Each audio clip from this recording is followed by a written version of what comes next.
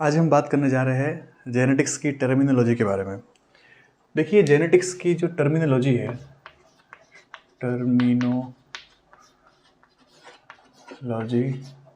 Of genetics, इसमें कौन कौन सी टर्म्स इंपॉर्टेंट होती है,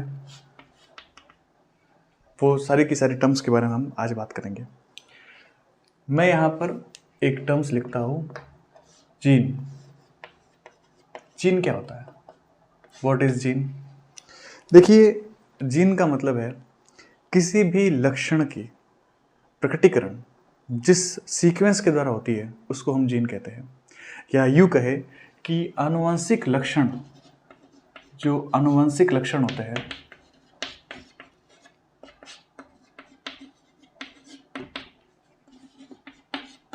उसको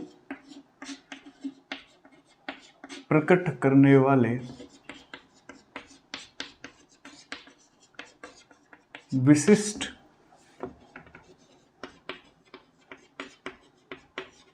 न्यूक्लियोटाइड्स का क्रम क्या कहलाता है? जीन कहलाता है। इसी चीज को अगर मैं साधारण तरीके से बोलूं तो वंशागति की इकाई, यूनिट ऑफ हेरिडिटी, इसको हम क्या कहेंगे? जीन कहेंगे। कोई भी लक्षण किसी भी जीव के अंदर, जैसे कि सोचिए स्किन का कलर, आपके हेयर का कलर, आपकी लंबाई, ये सारे के सारे क्या है? लक्षण है। और इन लक्षणों को प्रकट करने का काम कौन कर रहा है? डीएनए में उपस्थित एक फिक्स सीक्वेंस। आप सभी को मालूम है कि हमारे शरीर में आनुवंशिक पदार्थ के रूप में न्यूक्लिक अम्ल होता है, और क्योंकि ह्यूमन जो है वो यूकैरियोटिक कोशिका है तो उसके अंदर एक न्यूक्लियस होगा। न्यूक्लियस के अंदर हमको गुणसूत्र मिलेंगे और गुणसूत्रों के अंदर हमको मिलेगा डीएनए। डीएनए जो होता है, डीऑक्सीराइबोज न्यूक्लिक अम्ल, इसके अंदर ये एक रज्जु होती है, एक श्रृंखला होती है, और ये दूसरी श्रृंखला होती है। दोनों ही श्रृंखला एक दूसरे के ऊपर कुंडलित होती है। इस श्रृंखला के अंदर हम देखें तो यहाँ पर मुझे बहुत सारे न्यूक्लियोटाइड्स मिलेंगे। आपने कितनी बार देखा होगा, इस तरीके से लिखे हुए आता है ATGC ATGC। ये सब क्या है? ये न्यूक्लियोटाइड्स होते हैं। इन न्यूक्लियोटाइड्स का विशिष्ट क्रम, specific sequence of nucleotides which express character, जो क्या करते हैं?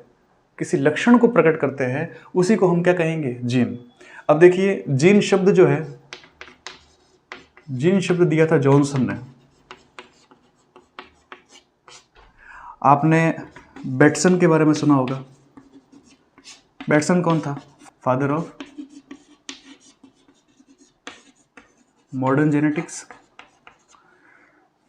इस बेटसन ने यह कहा कि हमारे शरीर में लक्षणों को प्रकट करने के लिए कुछ तत्व पाए जाते हैं। क्या पाए जाते हैं? कुछ एलिमेंट पाए जाते हैं। उस एलिमेंट का ही हम जिक्र कर रहे हैं। उसी एलिमेंट को जॉनसन ने क्या कह दिया? जीन कह दिया। वैसे ही आपने मेंडल का नाम सुना है। जेनेटिक्स की स्टार्टिंग ही मेंडल से होती है। मेंडल कौन है? Father of genetics.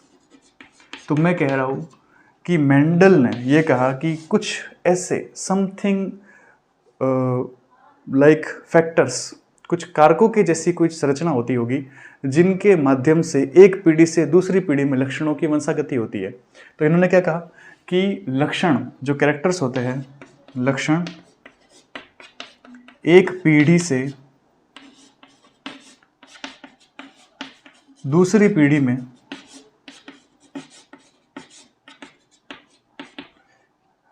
जा रहे हैं, तो लक्षणों का एक पीढ़ी से लक्षण एक पीढ़ी से दूसरी पीढ़ी में स्थानांतरित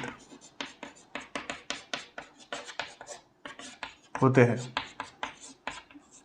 एक जनरेशन से दूसरी जनरेशन के अंदर कैरेक्टर्स जो है वो ट्रांसफर होते हैं, और उसके लिए कोई ना कोई फैक्टर रेस्पॉन्सिबल है, कोई कारक रेस्पॉन्सिबल होता है। तो वही कारक क्या कहलाता है? जीन कहलाता है। वापस से समझिए चीज़ क्या है। देखिए, हम टर्म्स की बात कर रहे हैं। जेनेटिक्स में जो अमूमन ज़्यादातर टर्म्स यूज में ली जाती है उसमें सबसे पहला है जीन। जीन क्या होता है? जीन का मतलब है कि कोई लक्षण एक पीढ़ी से दूसरी पीढ़ी में जा रहा है, तो वो लक्षण कौन लेके जा रहा है? तो हम कह रहे हैं लक्षण लेके जाने वाला कौन है? डीएनए। और डीएनए के अंदर क्या है जो लक्षणों को लेके जाएगा, तो हमने कहा डीएनए में भाई साहब ऐसे सीक्वेंस होते हैं। ये सीक्वेंस क्या कहलाते हैं? यही सीक्वेंस जो विशिष्ट सीक्वेंस होते हैं, विशिष्ट क्रम होता है न्यूक्लियोटाइड का, जिनके अंदर लक्षण होते हैं, उन्हीं को हम जीन कहते हैं। तो क्या हुआ, एक पीढ़ी से दूसरी पीढ़ी में लक्षणों का स्थानांतरित करने वाले कारक क्या कहलाते हैं? जीन। तो कारक किसने कहा था? मेंडल ने उन जीन को कारक कहा था। एक पीढ़ी से दूसरी पीढ़ी में लक्षणों को ले जाने वाले तत्व, एलिमेंट, जीन कहलाते हैं। बेटसन ने जीन को क्या नाम दिया था? एलिमेंट। और जो जीन शब्द आया वो किसने दिया था? जॉनसन ने। जीन को ही हम यूनिट ऑफ हेरिडिटी कहते हैं, अनुवांशिकी की वंशागति की इकाई कहलाती है ये। तो मैं कह रहा हूँ यहाँ से प्रश्न आता है, वंशागति की इकाई किसे कहते हैं? वंशागति की इकाई किसे कहा जाता है? तो क्या कहेंगे आप? वंशागति की इकाई को जीन कहते हैं। तो पहली जो टर्म है वो जीन है, और जीन को समझना है कोई लक्षण, कोई ना कोई लक्षण। हमारे शरीर में हजारों लक्षण है, उन सभी लक्षणों का प्रकटीकरण जिसकी सहायता से हो रहा है वो जीन है। जीन होंगे तो ही हमारे अंदर लक्षण होंगे। तो ये कह रहे हैं कि जीन क्या है? एक विशिष्ट क्रम जो लक्षणों को लेके जाता है। तो जीन के बारे में समझ लिया। दूसरी टर्म की बात करते हैं, अलील।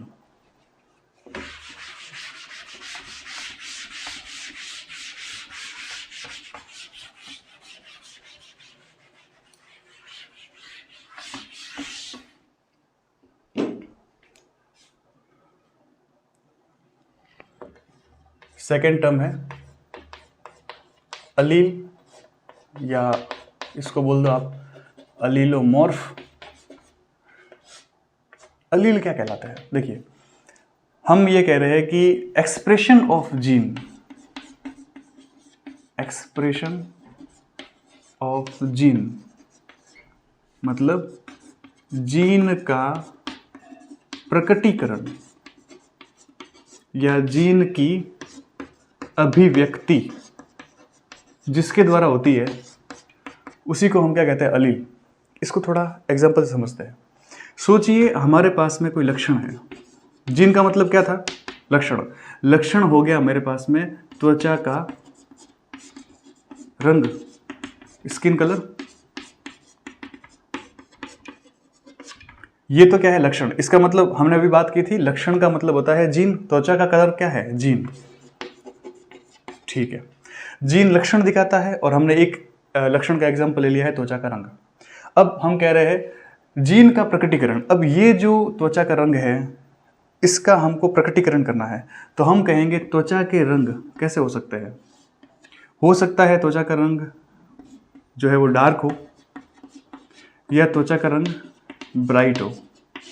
दोनों में से कोई भी हो सकता है, या बीच वाला भी हो सकता है, इंटरमीडिएट टाइप का कलर। मैं कह रहा हूँ डार्क कलर और ब्राइट कलर, ये दोनों ही क्या है? इस त्वचा के रंग के दो प्रारूप, टू फॉर्म्स। तो मैं यहाँ ये लिख सकता हूँ, what is allele? Allele is alternative form of gene. क्या है? Alternative form of gene. Gene का एकांतरित क्रम या एकांतरित रूप जो है, उसी को हम क्या कहेंगे? अलील कहते हैं। तो यहां पर देखिए, त्वचा का रंग लक्षण है, लक्षण को दिखाने वाला है जीन, लेकिन उस लक्षण के जो प्रारूप है, अल्टरनेटिव फॉर्म ऑफ जीन क्या कहलाते हैं? तो उसको हम कहेंगे, जैसे अल्टरनेटिव फॉर्म जीन यहाँ पर क्या है? डार्क और ब्राइट है। ठीक उसी प्रकार से अगर हम मेंडल का यूज ले, मेंडल के वो मटर के पौधों का यूज करते हैं, तो जैसे मैंने लिखा है यहाँ पर हाइट, ये हाइट है। अब इस लंबाई के दो लक्षण हो सकते, मतलब लक्षण ये लंबाई है। तो मैं कह रहा हूं कि ये तो क्या है? जीन। भाई ये तो जीन है, और इसका प्रकटीकरण करना है, हाइट को बताना है। तो हम कैसे कहेंगे? हाइट हो सकता है वो प्लांट टॉल हो सकता है वो ड्वार्फ हो सकता है वो लंबा हो सकता है वो बौना हो। तो ऐसे जो दो हमें रूप दिख रहे हैं, जो दो यहाँ पर ये रूप दिखाई दे रहे हैं, इसी को हम क्या कह रहे हैं? इसी को हम कह रहे हैं अलील। तो जीन के अल्टरनेटिव फॉर्म क्या कहलाता है? अलील। जीन क्या बताता है? लक्षण। जैसे एग्जांपल लिया हमने त्वचा का रंग, जैसे एग्जांपल लिया हमने पादप की लंबाई, ये दोनों लक्षण हैं। लेकिन इन लक्षणों को हमें प्रकट करना है, तो या तो हम बताएंगे कि कोई लंबा है, या हम बताएंगे कोई बौना है। लंबा और बौना ये दोनों इस जीन के रूप है, तो हम क्या कहेंगे? ये क्या हो जाएंगे?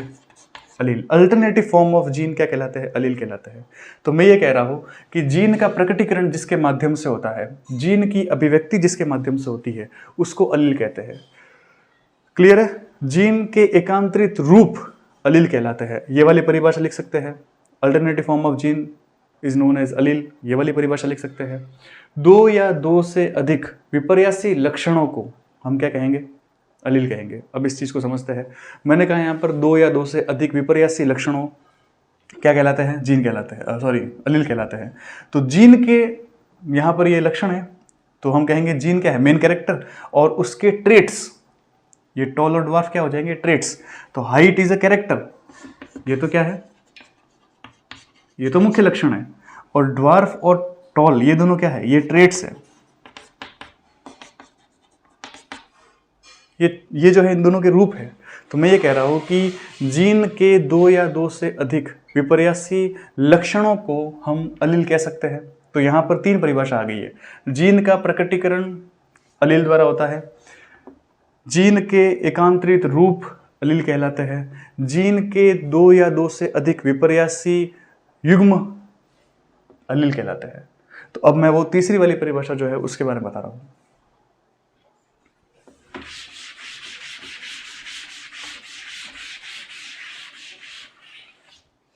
पहले हमने क्या लिखा?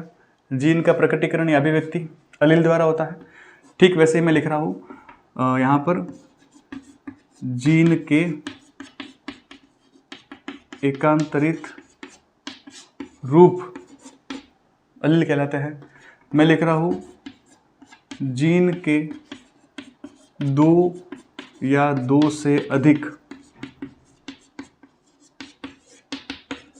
विपर्यासी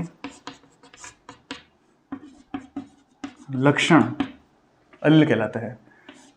इसको हम क्या कहेंगे? Discrete unit.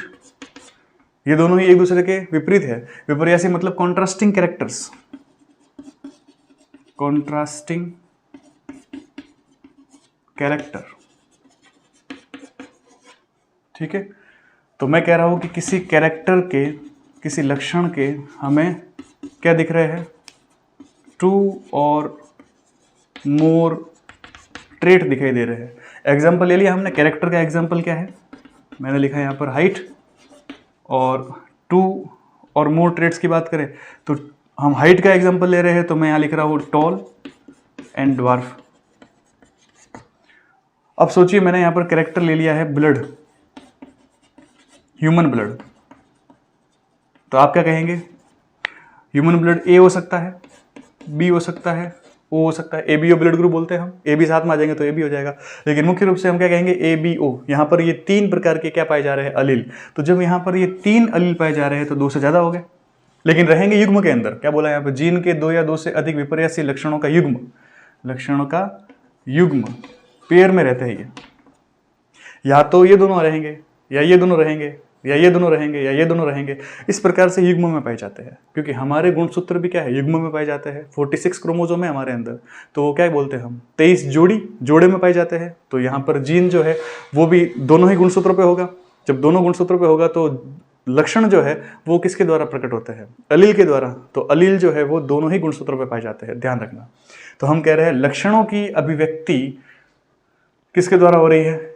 Expression of gene, जो जीन है उसका एक्सप्रेशन किसके द्वारा हो रहा है? अलील के द्वारा हो रहा है। जीन के एकांतरित रूप अलील कहलाते हैं।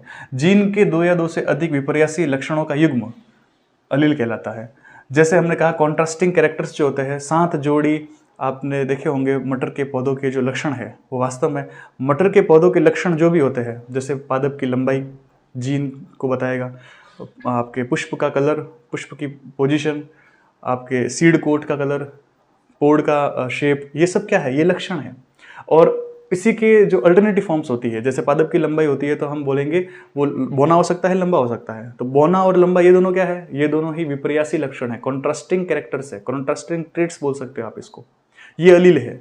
वैसे मैंने बोला पुष्प, तो पुष्प का रंग एक प्रकार से जीन है, लेकिन वो रंग के दो रूप है उसके पास में, मटर के पौधे के पास में। एक सफ़ेद है, एक बैंगनी है। तो सफ़ेद और बैंगनी दोनों क्या हो गए? वो अलील्स हो गए। तो हमको एक तो कंसेप्ट ये समझना है कि जीन लक्षण होता है और उसको प्रकट करने के लिए अलील पाए जाते हैं, और ये अलील हमेशा जोड़ों में रहते हैं, और गुणसूत्रों के जो होमोलोगस क्रोमोसोम होते हैं, जो समजात गुणसूत्र होते हैं, उन गुणसूत्रों के ऊपर एक पोजीशन में पाए जाते हैं।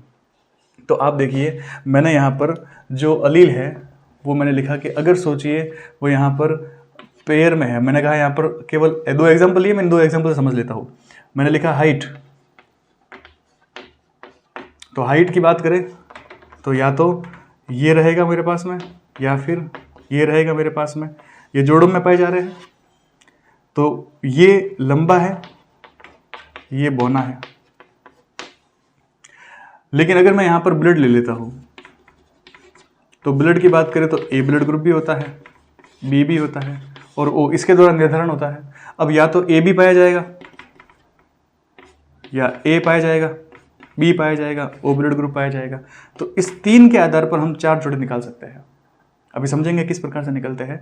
हमें तो केवल अभी अलील का मतलब समझना है। अलील का मतलब क्या होगा कि अलील जो है वो जीन के एकांतरित रूप होते हैं। यहां देख लीजिए, ये दोनों या ये दोनों साथ साथ में रहेंगे, या फिर हो सकता है ये आए।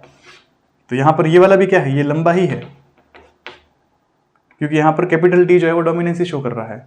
ये सारी चीजें हम आगे समझेंगे। अभी मैं केवल और केवल फोकस कर रहा हूं अलील की परिभाषा। अलील कहेंगे किसको, तो आप समझ लीजिए, इस वाली चीज में, इस वाली चीज में, इस वाली चीज में, तीनों के अंदर ही केवल हमें 2 ही अलील दिख रहे हैं। या तो आपको कैपिटल टी दिख रहा है, या आपको स्मॉल टी दिख रहा है। ये 2 ही चीज दिख रही है। तो ये बोलेंगे हम विपर्यासी लक्षण। और एक युग्म के अंदर है, एक ही जोड़ा है, और 2 हमको अलील दिख रहे हैं। हाइट एक लक्षण, 2 अलील। ब्लड एक लक्षण, लेकिन अलील दिख रहे हैं 3, और इन 3 अलील से हमको 4 प्रकार के ब्लड ग्रुप दिख रहे हैं।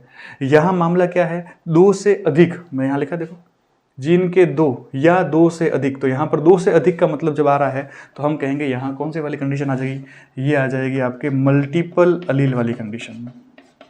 ये है मल्टीपल अलील। तो पूछते हैं मल्टीपल अलील का एग्जाम्पल बताओ, तो आपको क्या बताना है, ब्लड।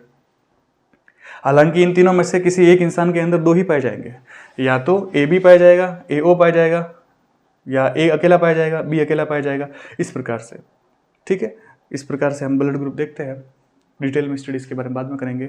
तो जो अलील युग्म में पाए जाते हैं, और अगर 2 ही उसके पास में ट्रेट है तो वो सामान्य है। लेकिन अगर सोचिए अलील ये 2 से ज़्यादा है तो उसको हम बोलेंगे मल्टीपल अलील।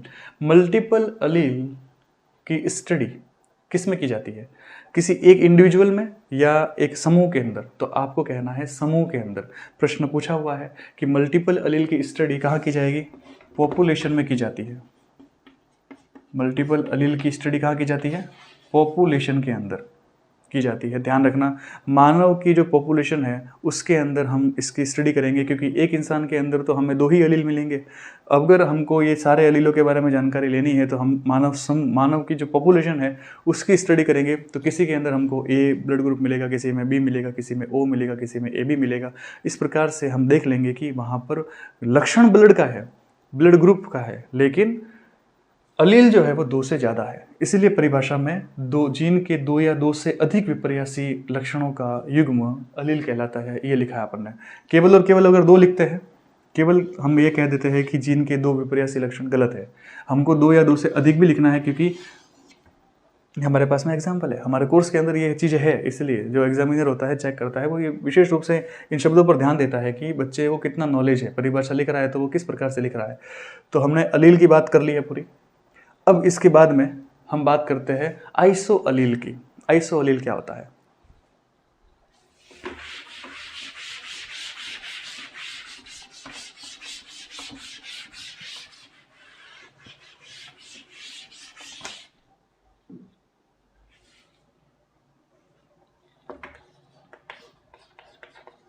आइसो अलील।